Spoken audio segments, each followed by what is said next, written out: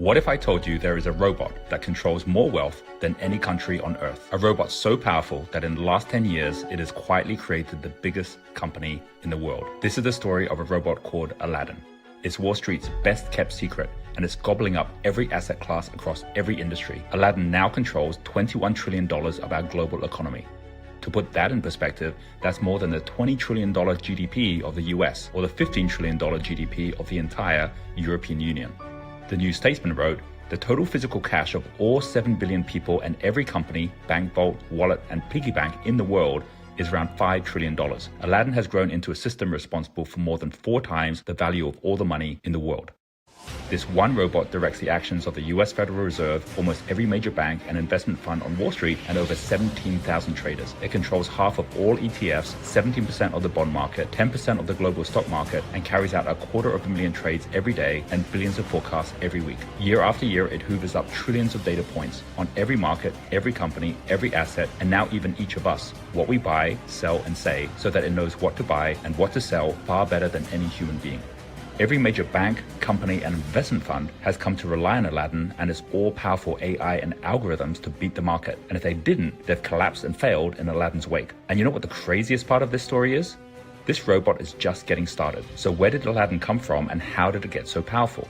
Aladdin is the brainchild of Larry Fink, the founder of BlackRock, and its total dominance has made his company the biggest shadow bank in the world and the most powerful company on earth. Aladdin, which stands for Asset, Liability, and Debt Derivative Investment Network. In its first 10 years, Aladdin was fed information about every asset, price movement, and risk variable in the global bond market, Larry's specialty. And in 1999, when Aladdin turned 11, Aladdin was getting so intelligent at picking losers and winners that Larry began selling access to its data to other Wall Street firms. That same year, he took BlackRock public on the New York Stock Exchange. Straight after the IPO, the dot-com bust burst, pushing a wall of money from the stock market to bonds, which Aladdin had become the undisputed world champion in. Within years, BlackRock had become $1 trillion company, and as money started shifting back to shares, what did Larry do? He bought the asset management arm of Merrill Lynch, which was focused to shares. So the gift for Aladdin's 18th birthday, all the data points for the entire stock market, and suddenly Aladdin had a new playground, analyzing every stock trade and risk factor for every company on the stock market. As a result, today BlackRock, together with his 2 closest rivals, Vanguard and State Street, both of which also rely on Aladdin's mountain of knowledge, have become the biggest shareholders of over 40% of all public listed companies in America.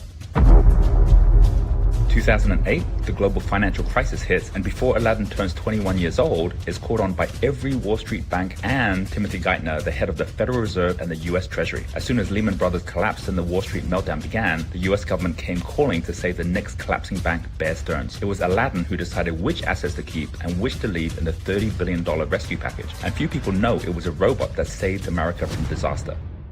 With that first success, the Fed, US government, and now even European and Japanese central banks began relying on Aladdin to make the calls on where the $2.5 trillion of new money they printed should go. The majority of it, bonds and funding to prop up the mortgage companies and banks.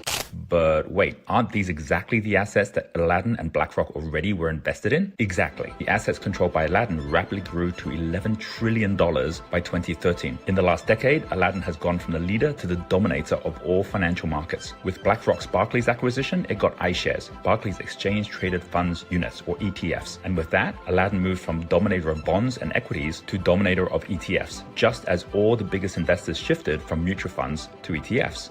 And that's when, in 2017, everything changed. On Aladdin's 29th birthday, Larry launched a top-secret project at BlackRock, codenamed Monarch. It led to the firing of his fund managers and replacing their funds with Aladdin's funds. The robot was now eliminating humans from the equation altogether. And as a result, today over 70% of all trades on US stock markets are decided by robots, with Aladdin leading the way. These trades are completed from beginning to end without a human involved, in high-frequency trading far faster than a human can execute. Now, in the last 3 years, as Aladdin hit $20 trillion in assets, incredibly, it has begun to consume and control at an even faster rate. First, in 2020, as Aladdin turned 32 years old, the US government and Federal Reserve again came calling as the pandemic hit. Aladdin was again the one to guide the nation in what was now $4 trillion of newly printed money. Where did the money go this time? Inexplicably, for the first time, the Fed began buying ETFs in 2020. And then Aladdin revealed its endgame. Recently, BlackRock acquired Etransfer, which collects data on the things that you and I own, including private equity and real estate. And since then, Aladdin has consumed Etransfer's data on the entire global real estate market. And over the last 2 years, BlackRock and other funds using Aladdin's data have begun buying up single-family homes, where they can afford to outbid the rest of us as they have unlimited financing at hyper-low interest rates. The result is home prices rising by 20% over the last 2 years and pushing now even big players like Zillow out of the market. And here we see Aladdin's endgame, to be the one hyper-intelligent AI robot that not just controls Wall Street assets, but all assets, public and private. Now, I'm not into conspiracy theories, but even a skeptic with eyes wide open can see the signs. We're already at a point where no one can compete without Aladdin. As CEOs and asset managers like Anthony Malloy are now saying, Aladdin is like oxygen. Without it, we wouldn't be able to function. And what about government regulation? Well, Joe Biden has appointed BlackRock executive Brian Deese as head of the National Economic Council, which basically means the oversight of Aladdin and BlackRock is now the responsibility of BlackRock. And Biden has also appointed BlackRock Chief of Staff, Wally Adeyemo, to be Assistant Secretary of the Treasury, which means BlackRock is now the Treasury as well as the Treasury Advisor. And this story is far from over. The genie is out of the bottle. And Aladdin has already reached a tipping point where one robot controls more wealth than any person or country. But as Aladdin's AI capabilities continue to grow, and with its rate of control rising by another $1 trillion to $2 trillion in new assets every year, it looks inevitable that Wall Street's secret weapon could end up owning everything, and we end up owning nothing.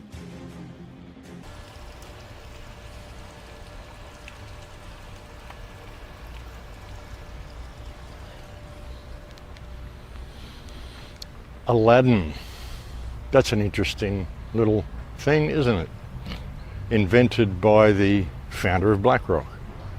A robot, AI, which is now the largest financial holder on Earth, holding more wealth, several times more wealth, than the entire Earth itself. How is that even possible? And yet that's what is happening.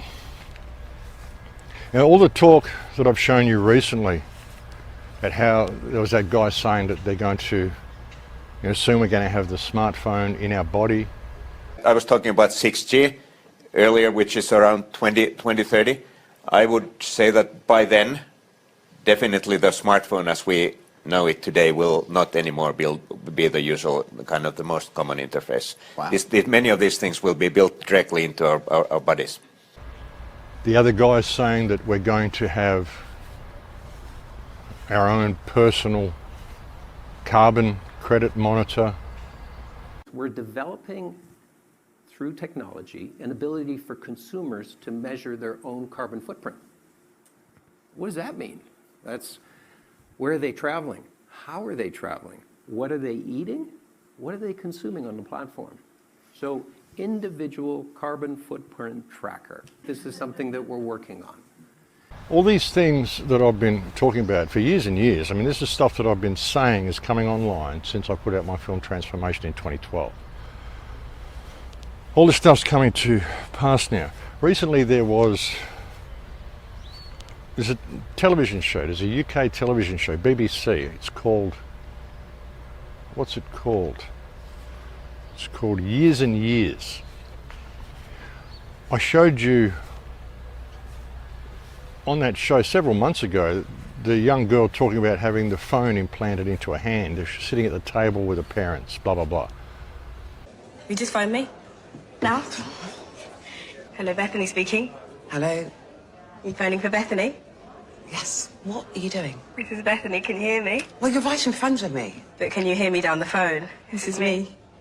On the phone, I had it implanted. My hand is the phone. Subdermal implants. That's the speaker. So small. Yeah, having the phone implanted in a hand.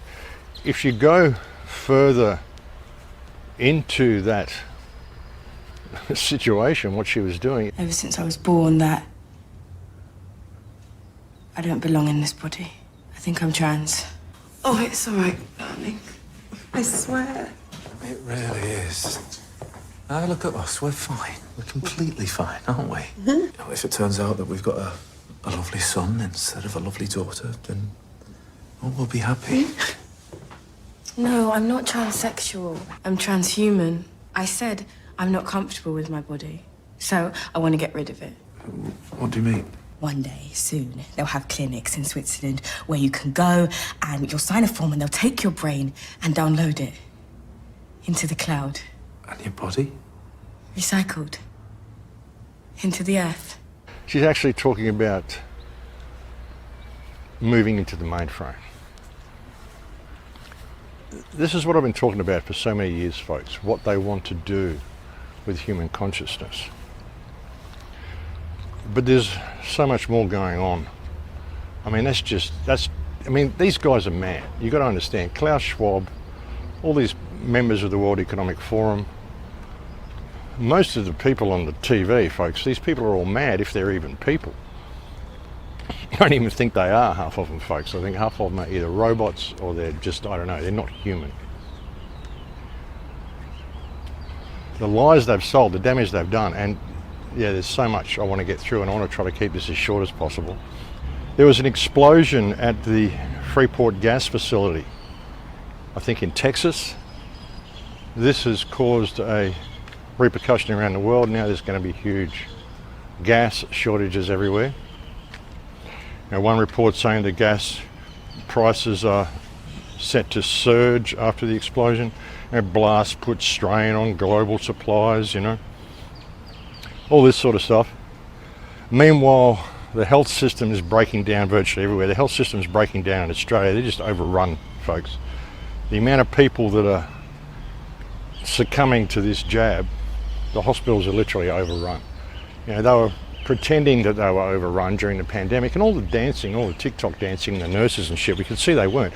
And even looking at that, folks, we were all giving the nurses a hard time for doing all these TikTok dances and things.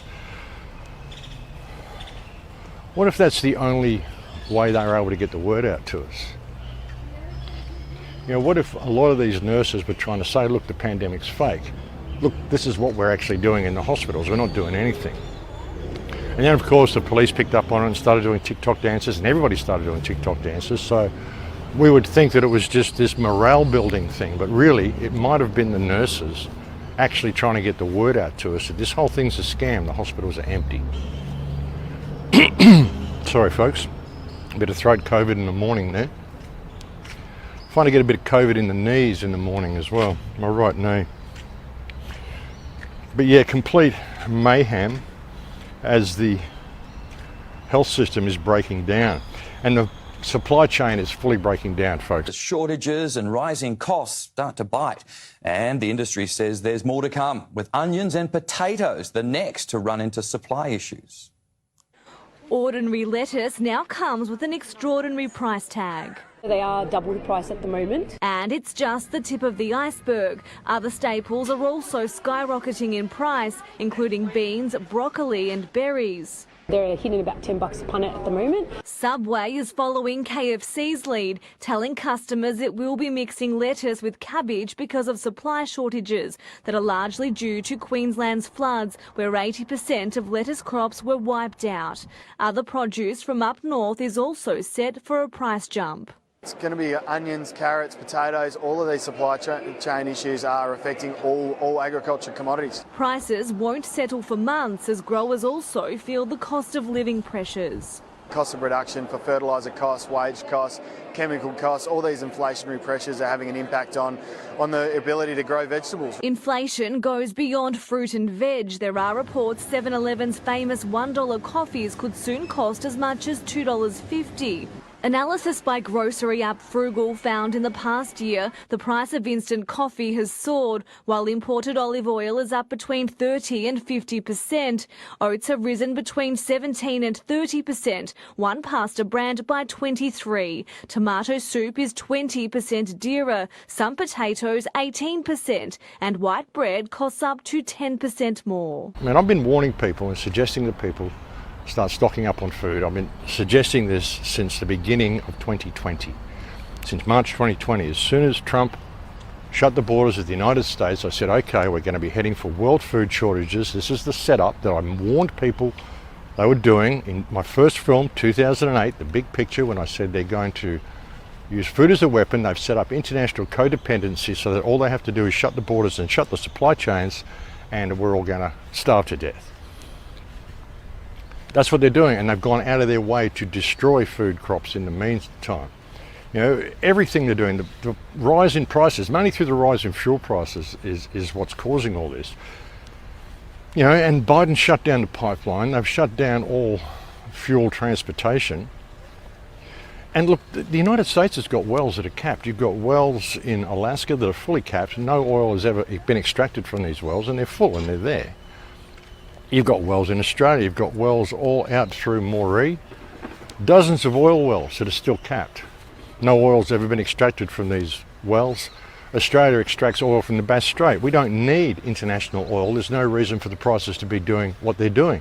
This has all been contrived and planned by the politicians because we've been infiltrated. We've been infiltrated, folks. But just one more thing on the virus before I go. There was a quote that I want to read to you that I saw on Telegram because I want to get off COVID. I really want to get off COVID, folks. But here's a quote from a nurse who wants to share her thoughts. And she says, I've known in my life: diphtheria, tetanus, measles, rubella, chickenpox, hepatitis, meningitis and tuberculosis. I want also to add flu and pneumonia. I've never seen a vaccine that forced me to wear a mask and maintain my social distance even when you're... I've never heard of rewards, discounts or incentives to get... And I never saw discrimination against those who didn't. If you haven't has tried to make you feel like a bad person, I've never seen it threatens the relationship between family, colleagues and friends. I've never seen a vaccine used to threaten livelihoods, work or school. I've never seen a vaccine that would allow a 12-year-old to override parental consent. After all the vaccines I listed above, I've never seen a vaccine like this one, which discriminates, divides and judges society as it is. And as the social fabric tightens, it's a powerful... It does all of these things except... If we still need a...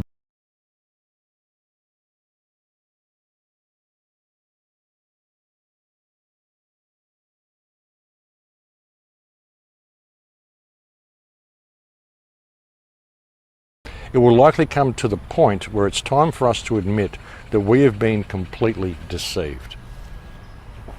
That's the truth, folks. We have been completely deceived through this whole thing. And you've known this. Most people have known this for a long time. And look what they've done to society in the meantime. Look what they're doing to the children, folks. That report that came out from China recently, that leaked audio from, was it Guangdong province? They talked about going onto a war footing. There's a deeper play going on here, folks. All of our countries have been infiltrated by Chinese agents. The new foreign minister in Australia, Penny Wong, she's a Chinese agent. She's a member of the Chinese Communist Party. She's a Chinese Communist Party infiltrator. She's a spy. And she's now our foreign minister, Penny Wong. There was a report on that Maria Z, there was a lady that Maria Z had on her show recently who said that they were told the Labor Party was going to win the election in April and named Penny Wong as an agent. In April, I and my colleague, Mr. Rude, we received a phone call from Australia. They mentioned that Xi Jinping and the CCP's people for long-term infiltration in Australia, they can manipulate your political environment. She told us at that time, Labour Party will win. And also she told us, I just quote her word, there is a person named Penny Wong who has already 3 generations mixed blood with Southeast Asian blood. That's why no one can identify she is a Chinese person and no one will think about her connection with CCP and Xi Jinping. However, she said, we will win in Australia. You will see Americans' ally will fall apart and these people, they will help Xi Jinping. She's an agent for the CCP. You've got this, whatever its name is in Canada, TAM, CCP agent. They've gone through our countries and they've given everybody this lethal injection. This is the first wave of the assault. They've got everybody thinking, yeah, we're going to go along with your whole New World Order thing. Yeah, sure we are. No, they're not. They're going to take over things for themselves. America is in the perfect position to invade at the moment. America can't defend itself at the moment. All of its troops are spread all around the world. Now, Joe Biden, in his infinite dementia, of course he's a puppet doing what he's told. And it's not him doing it, but he's the face on it. They're sending all their troops to Ukraine because they're expecting a conflagration in Ukraine. Even like, you know, they're kind of thinking, yeah, we'll have a theatre war with Russia and China, but it'll be in Ukraine. America's never had a war on their own soil. They fight all their wars on other people's soil. They never had a war come to their own soil. There's an interesting review that's been put out. He's been interviewed by a lot of people lately. Maybe I'll even have him on myself if I can get set up for interviews, which I should be able to be doing that next week actually. I should be able to start interviews again. There's a guy called, I think, Jeff Nyquist, who's been putting out a lot of pretty interesting speculation on what he thinks going on, and I completely agree with him. The first false defector recorded in history was the 19th century BC in China. I mean, that's how old this. They tell stories about sages. Their sages are strategists in China who basically outwit everybody and cause kingdoms to rise and fall. So they love this stuff. And it's about spies. A lot of you go to the West and you've got Arthur and his knights and the medieval chivalry, and you've got great generals. You've got Napoleon.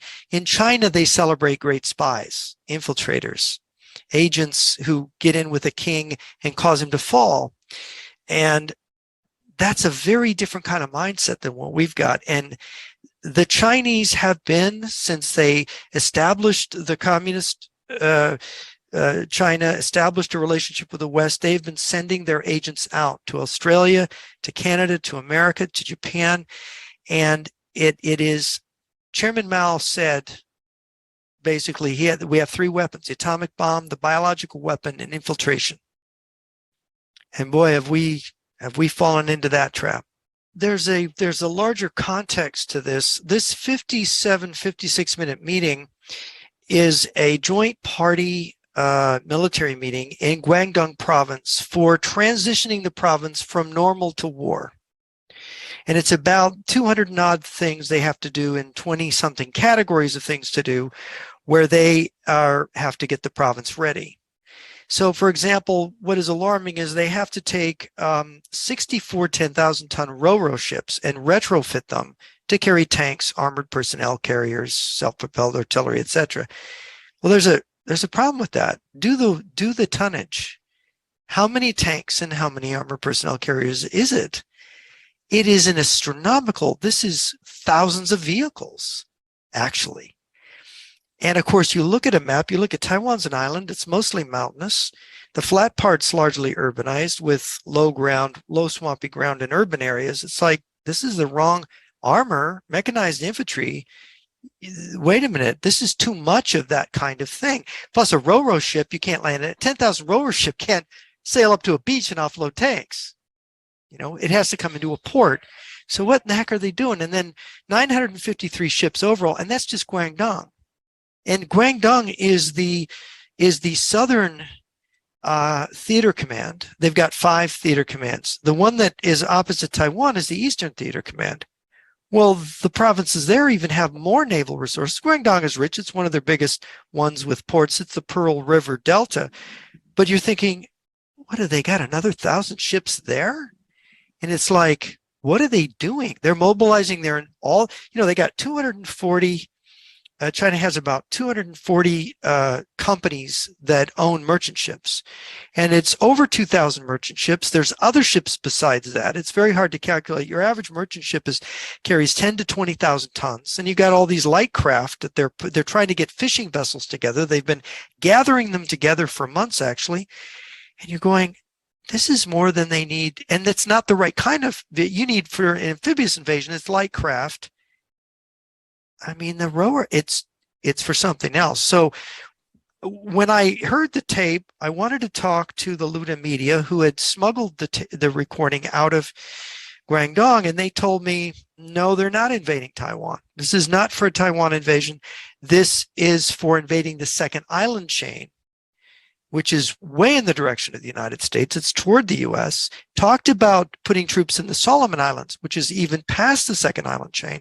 That is, they're going east of New Guinea. This is of great concern to Australia, because in World War II, the Solomon Islands was where the Japanese got to, that if they just come a little further south towards New Caledonia, they're cutting Australia off from the US, right? This is very dangerous. The repercussions are just like in World War II, with the Japanese were threatening Australia with invasion, and they bombed they bombed Darwin in World War II. The danger is that they are going to take the Pacific Basin. They could then invade Australia. They could invade the United States. They could put troops into South America. They could swing around and cut off India, force India into some kind of an agreement. So it makes everybody, it puts everybody in a state of helplessness. Initially, they want Taiwan, South Korea, and Japan to be basically just abandoned by the United States and handed over to them because they want the technology. So they're making a push for this. They've got the Russians on their side. They're financing the invasion of Ukraine apparently as some kind of diversionary attack. And then if they can't blackmail us into saying, all right, we'll split the Pacific in half, you can have that half, and goodbye Japan and South Korea. If they don't get it, they're going to go to war against the United States, and the Russians are going to help them, and they're going to come straight for us. They don't care how many people die. And look, they're all over California, British Columbia. They're all crawling all over Mexico. They're building a giant port in Peru. They got the Western Hemisphere in their gun sights. You've got certain brave journalists have been warning about this for years. Scott Gulbranson's The Silent Invasion, written 20 years ago, about the Chinese were controlling the port of Ensenada, and they were bringing weapons into Mexico. They were creating weapons stockpiles 20 years ago in Mexico. Of course, we know their involvement with the cartels. We know how they control ports on the West Coast. They've got warehouse space. If they do an invasion, they will send ships in peacetime. It's based on the German invasion of Norway. They will come into your ports. They will seize your ports when you don't even know you're under attack. And then, of course, the full-on attack, the bombardment, and the invasion will begin. A lot of people think that's crazy, but if you study nuclear war, if you study what is happening, and now you realize, look, nuclear bombs are clean, they're fusion. If you airburst them, there's no fallout. They're just blast and heat, just like a grenade with a huge destruction radius. They can use these things. There's a ruthlessness here by these people, an Asiatic ruthlessness, and we in the West, we're not comprehending it. We're not understanding how ruthless and how determined these people are. If you have a lockdown in major cities and you close highways, the foreigners in China cannot then take out their iPhone, take a picture of it, and show it to the world that, look, China's moving these ICBMs all over the place. You know, we saw when Russia was moving its armor on trains all those weeks, we were getting pictures of the Russian armor from Russians who were just taking them and putting them on Twitter or wherever. They didn't want that. The Chinese didn't want that. So they locked down their cities. And then the only way to see it is from satellites. Well, then they disguise it like it's a giant hospital van, and they're moving medical supplies and so on, so that they could actually make sure that we didn't know they're moving their ICBMs. Well, that's exactly what you would do if you were preparing for a war. You've got to move those units forward and into position. So, and that's what Luda Media says they're doing. That's why the reason for the lockdowns. It's nothing to do with COVID. Of course, that makes sense. When did China really have a problem with COVID? You know, when did anyone really have a problem with COVID? Look, we got a problem because, you know, if we don't realize our own medical industries, and many of our industries have been infiltrated by or compromised by going into business with China. You know, every major business in China has a secret party committee that dictates to them. So the executives of those companies, they might be nice guys, but they've got Communist Party functionaries telling them, you have to tell the Americans this or the Australians this, you have to do this. And it's according to military strategy. China is a normal country with abnormal criminal communist leaders, and they're the real problem, not the Chinese people. It's the communists. The leading defector to the U.S. from the Russian General Staff intelligence was Colonel Stanislav Lunev. He passed away a couple of years ago. I met him in August 1998. I got to know him. I did a number of projects with him. and he told me that China is going to provide the troops, we're going to provide the missile power, and China's going to get the lower 48 states, we're going to get Alaskan parts of Canada, other countries will be invited in for looting rights. But adding a bit more to that, like when you look at the sheer numbers of stuff they're putting out there, and like you said, these are all ground vehicles. Good morning. Good morning, buenos dias. Oh, yeah. These are all ground vehicles. These are like tanks and, you know, artillery stuff you're not going to be using this in Taiwan. Taiwan's a mountainous terrain. So this is for something else. This is for ground invasions. Where are the ground invasions going to be? United States, Canada, Australia. When the United States goes to war, you know, when our nations go to war and do these things, when we do these things, we tend to make big spectacles of it. We announce it on TV. We've got to let the people know that yes, we're going to war, we're doing this, and we try to justify our actions and all this sort of shit. We let the world know that we're going to go and bomb the shit out of this country, but it's for the common good. China doesn't do that. China thinks in a completely different way. If China decides it's going to go to war with America, it will get itself in position before that war starts. It'll get everything ready. And then when it attacks, it will be decisive. It will want to completely eliminate the threat on the first blow and then just go in and clean up the mess. That's what China will do. I look at all the stuff that's been coming out, you know. Blame these guys, blame the Jews, blame this, blame that. Or even the talk of nukes aren't real. And I've been down this road myself as well, saying that I doubt whether nuclear weapons are what they tell us. So, and the reason I've had that stance is because, like I said on the last report, you look at places like Hiroshima and Nagasaki. You know, we're told that you know, radiation lasts for billions of years, and yet you've got places like Nagasaki and Hiroshima, which are perfectly functional cities. No radiation, no problem. So, if they were really bombed with atomic bombs, why is there no radiation there? Why are people still able to live in these cities? I had to do a crash course in nuclear weapons in the last couple of days, folks. But looking into it, I mean, they lie to us about everything. You've got to understand this. They lie to us about everything, and it's backflipping and double-stepping and you know, juggling the truth and putting the truth in plain sight, but then adding disinformation to it. Like, they're so clever with what they do. They give you the truth, but then they present it all backwards. What if nuclear weapons are real, but they're not nuclear fission, they're nuclear fusion? You know, nuclear fission is when you split an atom. Nuclear fission is the sort of stuff that when you've got uranium and it's creating this, you know, you've got atoms just bouncing off each other, electrons just flying apart all over the place, and it gets hotter and hotter and hotter and hotter. You know, they get uranium, they refine it to this point that it does that, they use it to boil water, and that's our power source. Now, we're still living on steam power, folks. All of this electricity, it's all run on steam power. Steam engines, folks. Used to boil the water with uranium.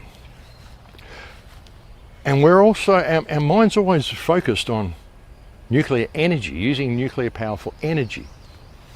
Nuclear fusion isn't possible yet, we're told, because you can't make an energy device out of nuclear fusion. It just can't be done yet.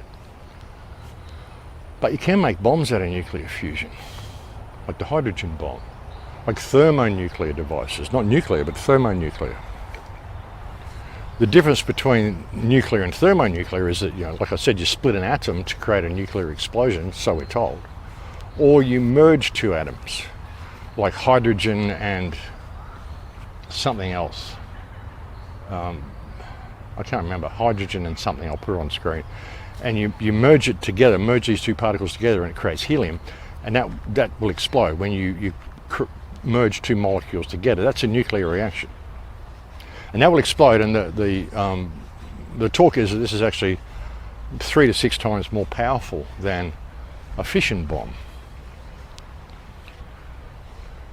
But they tell us that, you know, they didn't have those bombs back then, and that These are too powerful to ever use, and the bombs that we did use on Hiroshima and Nagasaki were actually uranium bombs. One was a uranium bomb, one was a plutonium bomb.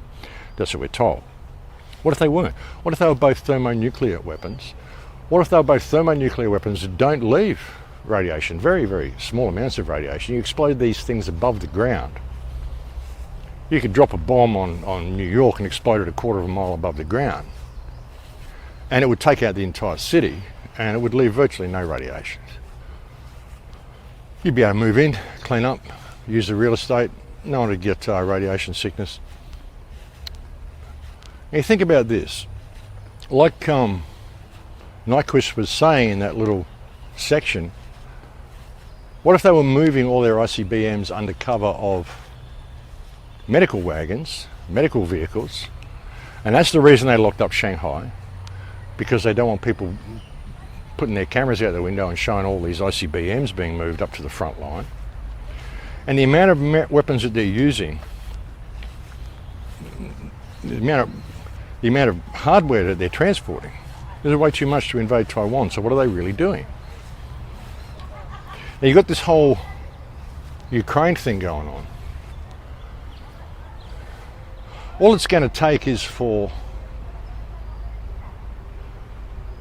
America to back NATO. Once the hardware gets there, even before the hardware gets there, all it will take is for the United States to back NATO and say, yes, we're going to go into Ukraine. And that will immediately put the United States into a war with Russia. If they go into a war with Russia, then they go into a war with China by default. If the United States actually does something like that and goes into a war with China, the Chinese have hypersonic missiles. They could launch and they could hit United States targets within about 7 or 8 minutes, maybe less. Depends on where the batteries are. Bear in mind, there are Russian troops currently in Nicaragua, which is just south of here, in between. We've got Mexico in between. I think Guatemala, I think, is there, then Nicaragua, something like that. And or Nicaragua may be down, anyway, I'll look at the map anyway. I can't recall offhand, but very close anyway. What if they've got missile batteries there, and they've got hypersonic missiles? They could launch, and they could hit US targets simultaneously within 7 minutes, explode them above ground, take out all communications. Most of the truth movement would say, oh, it's cyber polygon. They've taken down communications. Another interesting thing that Nyquist said there in that little discussion was that they're hoarding all the ships together, not just naval ships, but passenger ships, cargo ships, fishing vessels, all sorts of stuff. What if they're retrofitting cargo ships? What if we suddenly see trade open up again? And by the way, most of our jabs and all this stuff has been coming from China. What if we see trade open up again and they bring in some cargo ships, and then, oh look, monkeypox or whatever, we've got to quarantine for 2 weeks, but all these cargo ships aren't full of cargo, they're actually full of military equipment. How hard would it be for them to do this stuff? It wouldn't be that hard. When you look at how all of our governments have been infiltrated by communist agents, and people think, oh, communists, they think of Russia or whatever. What if it isn't Russia? What if it's China? Jacinda Ardern saying comrade like 40 times in that discussion. You had, I think it was might have been the Canadian, might have been the Deputy Prime Minister or something, saying the same thing. Comrade, comrade, comrade. The first wave of the attack has been to go and inject this poison into people, which is taking out mainly males, folks. Mainly males. They spent the last 5 or 10 years, or even longer, turning everybody into beta males, so there's no alphas anymore. Like everyone wants to, all these men want to be women now. Day 89 of being a girl, and it is my first hot girl summer. I'm going to be going on trips and laying by the pool and wearing women's bathing suits. You've got people doing this to their children. I mean, Russia, China, all these people looking at the West at the moment are going, this is Sodom and Gomorrah. This needs to be expunged from the face of the earth. They're looking at this and they're going, why keep any of it? If there's good people in there, why are they tolerating this? Why haven't they risen up, dragged these reporters out of office, beaten the shit of them, and showing that on national TV. Why haven't they ripped these politicians, all these lying doctors, all this shit that's been done to them? Why haven't they stood up against it? If they don't have the backbone to stand up for themselves and stand up for their children, and now look what they're doing to their children, and the people are still not only allowing it to happen, they're taking them to the tranny bars themselves. They're getting their genitals cut off. They're putting them on hormone blockers and transitional shit when they're 5 years old. They're claiming that their babies have told them they want to be a transition child before they're even old enough to know that they're a freaking child. And again, they're doing it because it's a fashion statement. Look at my accessory. I've got my little poodle, I've got my fur coat, and I've got my transitioning child. Aren't I cool? Let's go and have lunch together and have a latte down at the freaking whatever. This is what our society's become. So what China and Russia and shit, they're looking at this shit and going, these people are fucked up. They're all fucked up. The whole society's fucked up. Let's just wipe it off the face of the earth. And that's what they're going to do, folks. We've been sold out to China, folks. Perfect opportunity for them to do it. And when they do it, it will be decisive. It will be decisive. They'll just launch the blow and that will be it. Most of the truth movement will think it's Cyber Polygon and it's the Jews. Yeah, it's so obviously the banking cartels and all this sort of stuff. It's too obvious for it to be true. I've been saying to people for years, there's a lot more behind this than Zionism. That's just a front because it's too visible. These people are very, very clever folks. And if it's visible and you can see it, then it's not where you're supposed to be looking. There's something behind that. So that's about all I got to share. I mean, we're in serious shit, folks. We're in serious shit. And most of the truth movement have been deceived. They just don't want to admit anything. People get on these little, these little pathways. They get on these belief systems. Oh, yeah, even with all nuclear weapons are fake and blah, blah, blah. And some of the stuff I've been saying about the weather wars and the Doppler radar stations. I mean, 2 months ago, if you asked me about weather control, I would have told you it was HARP. I've changed my mind. I don't think any of this is HARP. I think HARP is probably used to generate earthquakes. It's an atmospheric heater for sure. And God knows what they're doing with it. But they're not controlling the weather with it, folks. The weather is being controlled through Doppler radar stations and power stations. And again, go to the YouTube channel Weather War 101, which hasn't been posted to for a good 5 or 6 years. And have a look at there. There's over 60 videos on that channel. And once you go through these videos, it's undeniable how the weather is being controlled. So yeah, I mean, I changed my mind on things. Same as nuclear weapons. I'm starting to reconsider this concept as well, where they may actually be using fusion bombs and telling us that they're using fission bombs so that we're expecting radiation. That way they can create the argument as well, make the claim nuclear weapons don't exist, as if people actually know.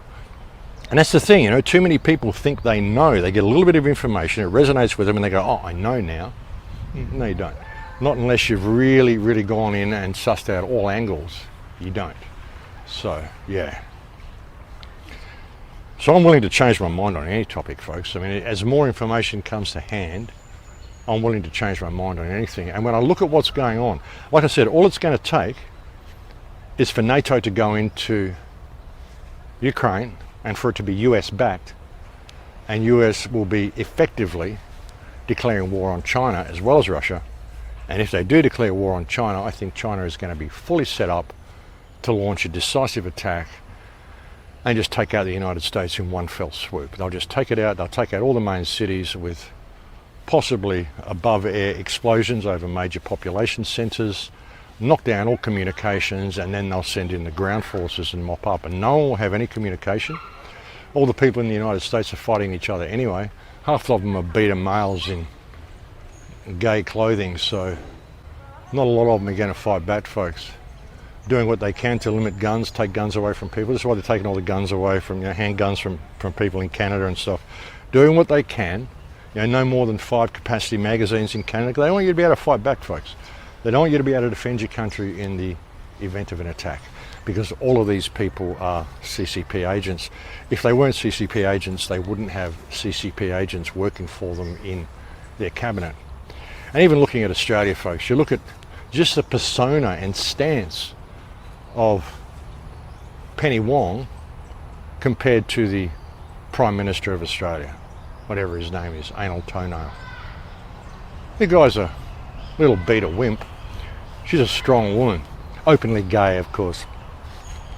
Yeah, she's a strong woman, and she is calling the shots. She's a foreign minister. She's the foreign minister now for a reason, folks.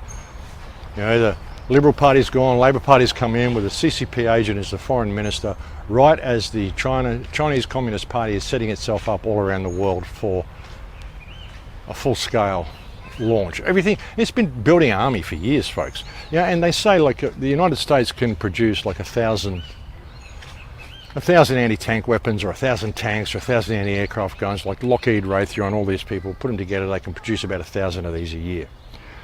China can produce 1,000 in a week. They have whole cities dedicated to building this shit. They've been doing it for years. Why? They got so many soldiers, they got so many people, they could literally throw waves and waves and waves of soldiers at you. You could kill all of them, and they're just going to keep on coming. We have blood to spare.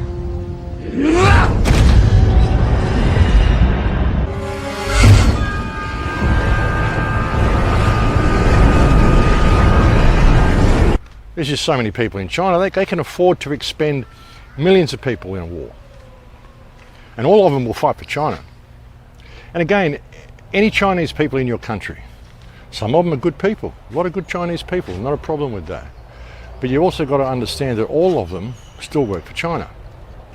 This is the thing, you know, when you leave China, you've still got to swear that you will support Chinese interests around the world.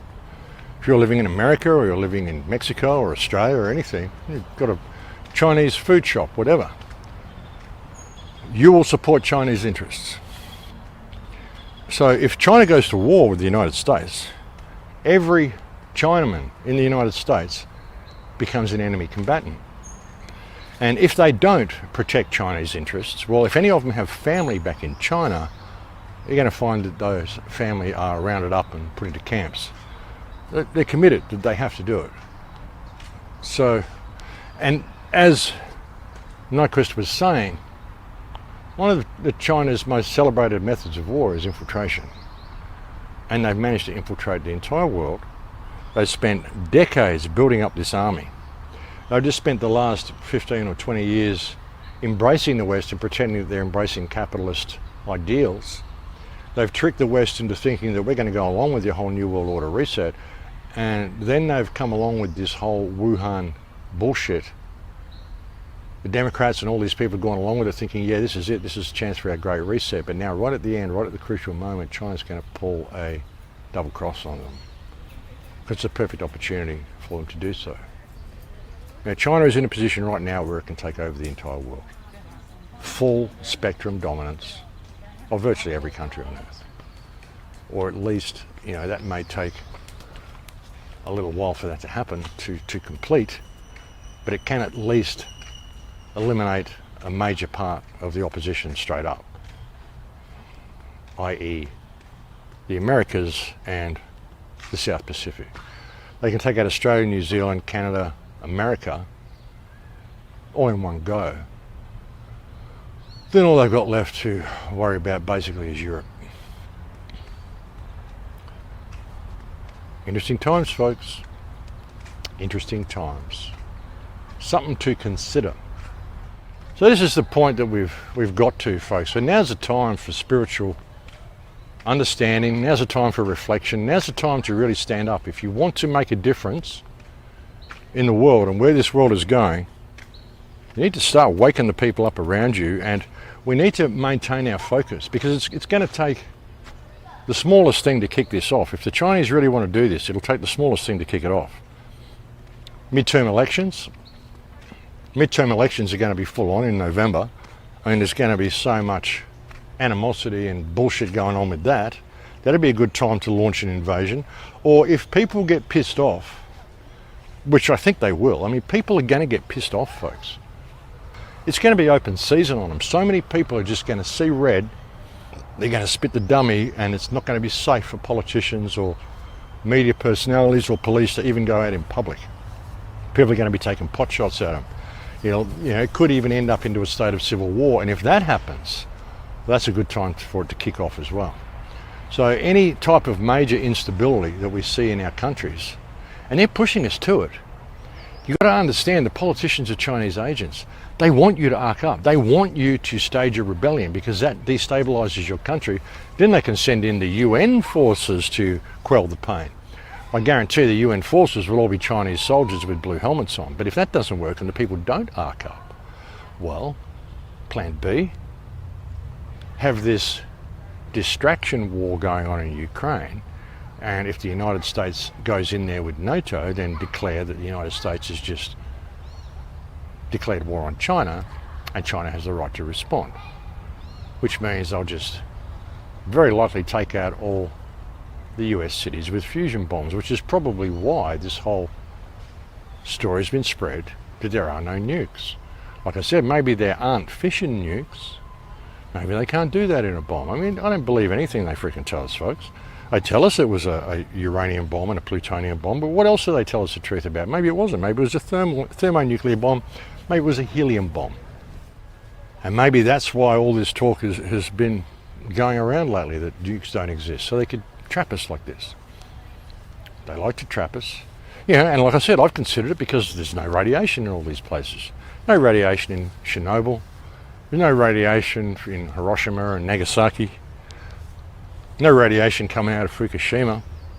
Oceans are fine. Oceans are dying. No, they're not. Being overfished, but they're not dying. Yeah. How much have we actually been fooled? How much are people prepared to put down their belief systems? I'm prepared to put down everything.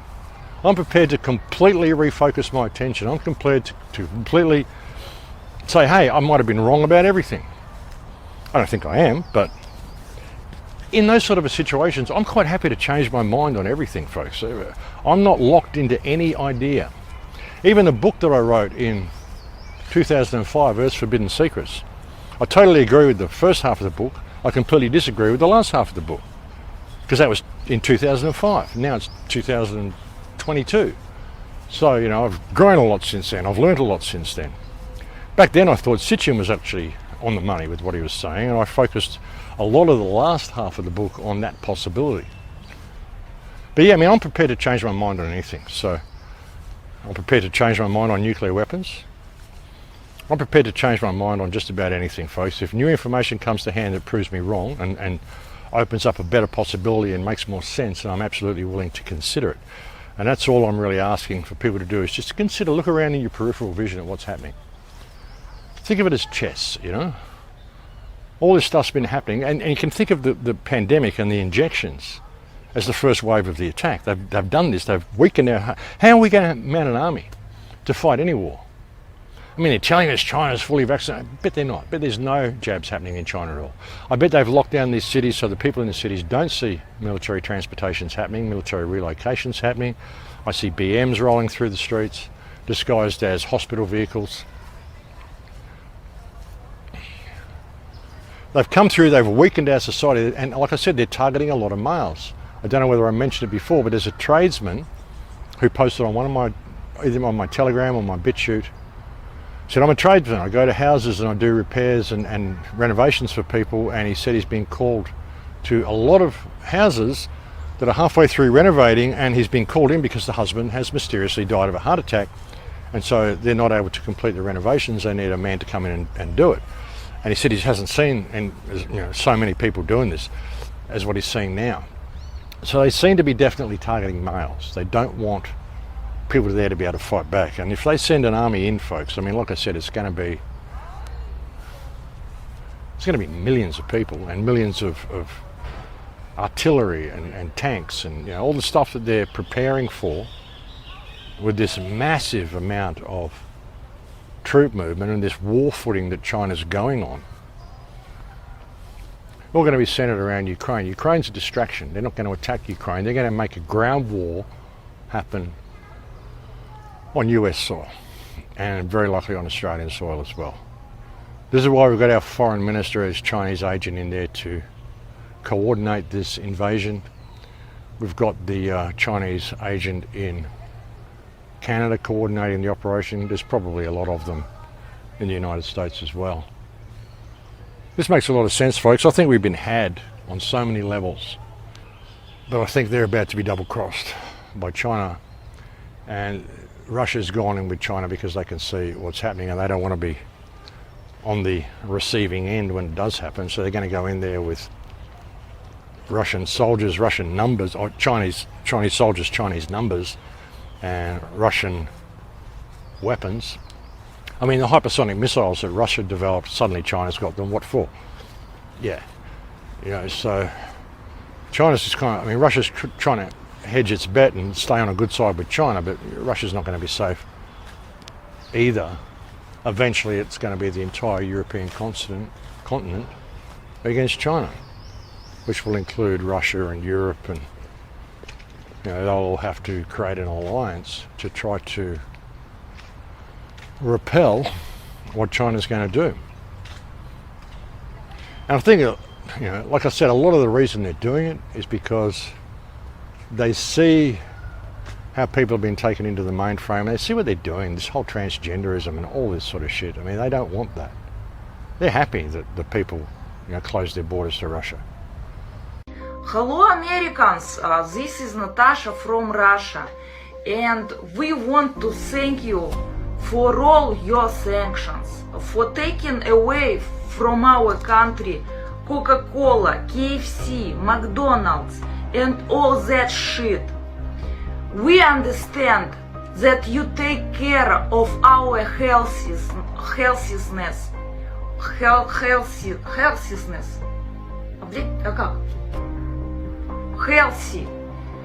and that's why we will be stronger and more beautiful and without fat. So we take care of you too, and that's why we cut our gas. So you have to walk by foot instead of using your cars. Don't thank you. Don't say thank you. Friendship. I am so sorry. I have to go to feed my bear and drink vodka and play balalaika right now. See you later. From Russia with love. So yeah, they don't want any of that. And they're seeing what the West has become, and they're just saying no. It's time to obliterate the whole lot. The people aren't going to stand up and fix it themselves. It's time for us to come in and fix it, and why should we worry about saving them when they're too lazy to save themselves?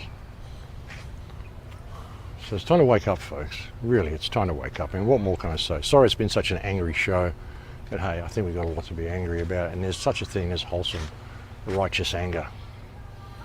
But it's time that everybody take the blinders off.